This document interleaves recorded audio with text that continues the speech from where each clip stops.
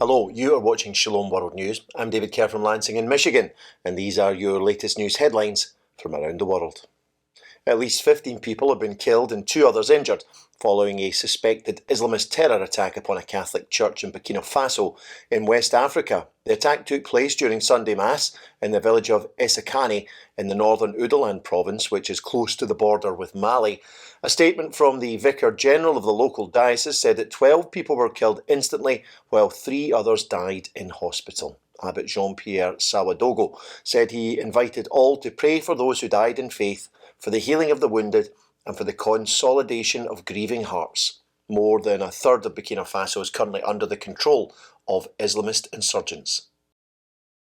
Pope Francis has lamented the death and suffering caused by Russia's invasion of Ukraine as the conflict there enters its 3rd year.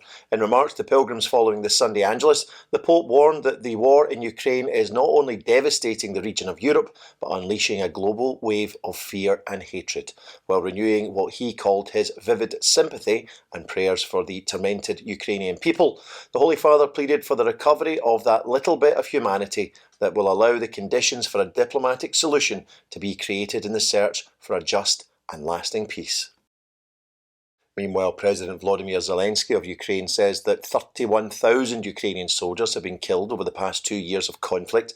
Mr. Zelensky said on Sunday that he was providing an updated death toll in response to the inflated figures quoted by Russia. It is rare for Ukraine to provide a military death toll, and other estimates suggest a much higher number. US officials in August put the number of Ukrainian soldiers killed at 70,000, with as many as 120,000 injured. Mr. Zelensky said he believes that 180,000 Russian soldiers have been killed during the war, with tens of thousands more injured.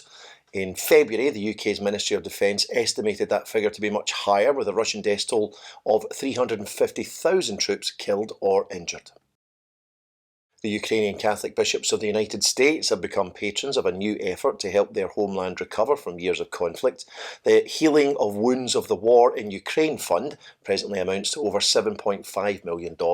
It will be distributed in 5 ways, including internally displaced persons and refugees, medication and first aid, church ministry, emergency food assistance, and supply chain and logistics. The humanitarian fund was established in 2022.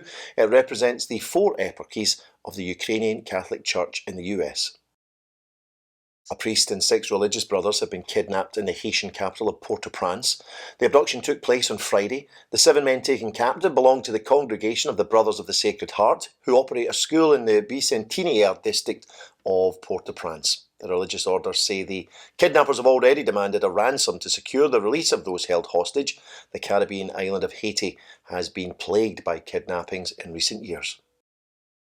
11 Christian missionaries have been killed in a road traffic accident in Tanzania. The crash involved multiple vehicles. It took place on Saturday near the city of Arusha. In total, 15 people died in the fatal accident. The missionaries killed belonged to the US-based Youth with a Mission organisation. According to the group's website, 8 other missionaries currently remain in hospital, 2 in a critical condition.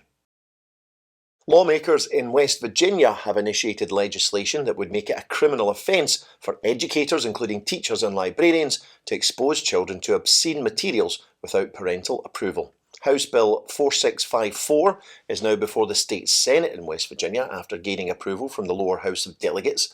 The bill seeks to remove legal protections for public institutions such as libraries, museums and schools that exhibit obscene materials to minors without parental supervision. Violating the proposed new law could result in felony charges, a maximum fine of $25,000 and up to 5 years of imprisonment for museum staff, librarians or school employees.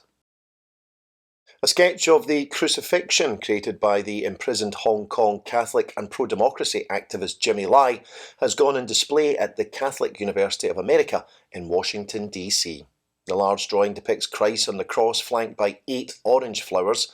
It was created by Mr. Lai in prison, where it is believed he has been kept in solitary confinement for close to 1,500 days. 76-year-old Mr. Lai, who's a convert to Catholicism, has been a long-standing vocal critic of the Chinese Communist Party. He has been in prison since 2020.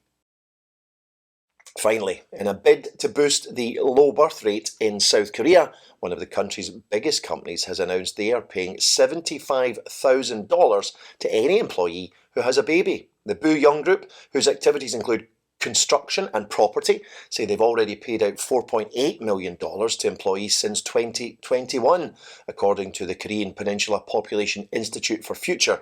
South Korea has the lowest fertility rate in the world, with around 0.17 births per fertile woman.